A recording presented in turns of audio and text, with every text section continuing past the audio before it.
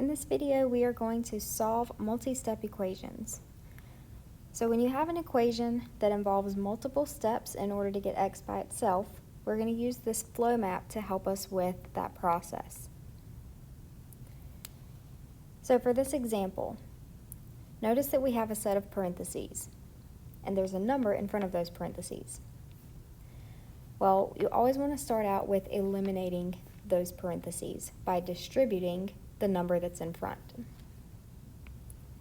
And remember, when you distribute, you're multiplying that number times each term in the parentheses.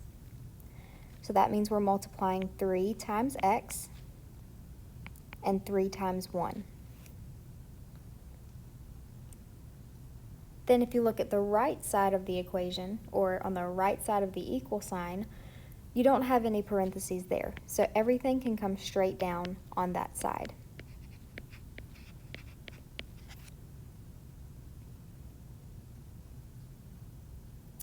The next step we want to do is looking at the left side of the equation. So if I were to take my equal sign and just split this equation in half, I have a left side and a right side. On the left, if I have any terms that can be combined because they're like terms, then we want to go ahead and do that. Then I would look on the right side, and if I have any like terms there, I would combine them. On the left, 3x plus 3, those don't both have an x, so they're not like terms. Then we can't combine them. But on the right, we have 2x and minus x. Since those both have an x, we can combine them by doing whatever operation is between them.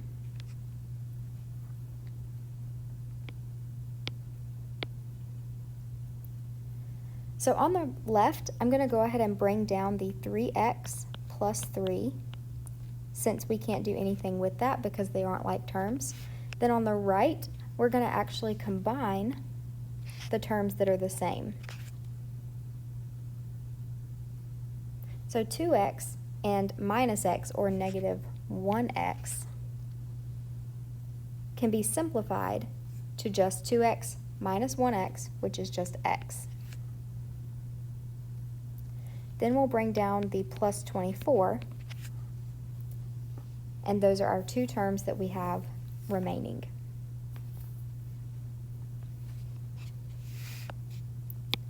Now if we continue to consider the left and right side of this equation,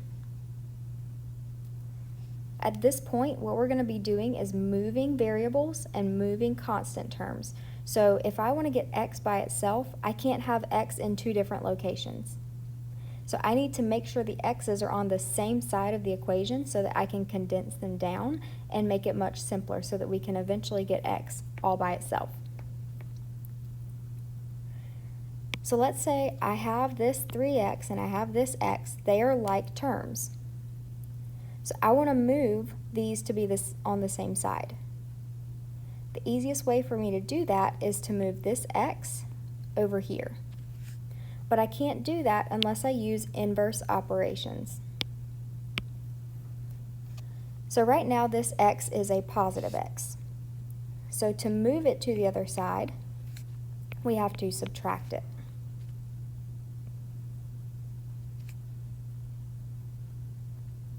Now we simplify. 3x minus x is 2x.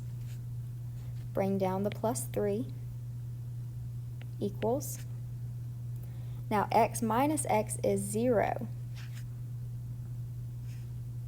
And bring down the plus 24. At this point, we have two things that need to happen.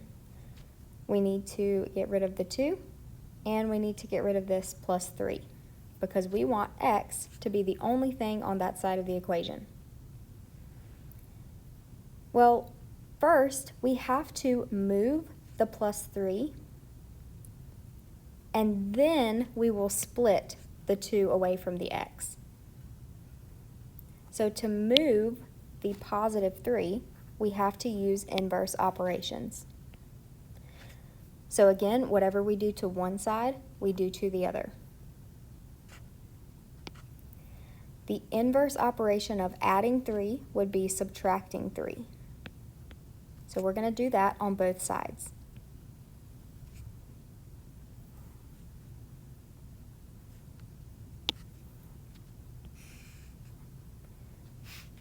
bring down the 2x, and then positive 3 minus 3 is 0, so just bring down the equal sign. Then 24 minus 3 is 21.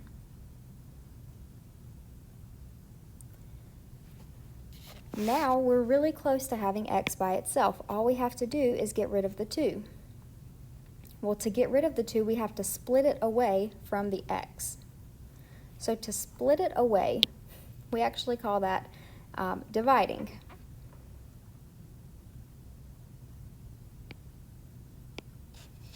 Okay, so right now this means 2 times x, right? 2x just means 2 times x. So to do the opposite of times, or the opposite of multiplication, that would be division. And if we do it on the left, we have to do it on the right. So think about 2x divided by 2. 2 over 2, anything over itself, is always 1. So we have x, or 1x, equals 21 divided by 2. Since this is not a whole number, we could write this a couple of different ways. 20 divided by 2. Well, think about 20 divided by 2 is 10. And then you have 1 left over, so take half of that. 10 and a half. 10.5. Or you could say 2 goes into 21 10 times, and you have 1 out of 2 left over. So those are the 3 different ways that you could represent this solution. X equals 21 over 2, x equals 10.5, or x equals 10 and 1/2.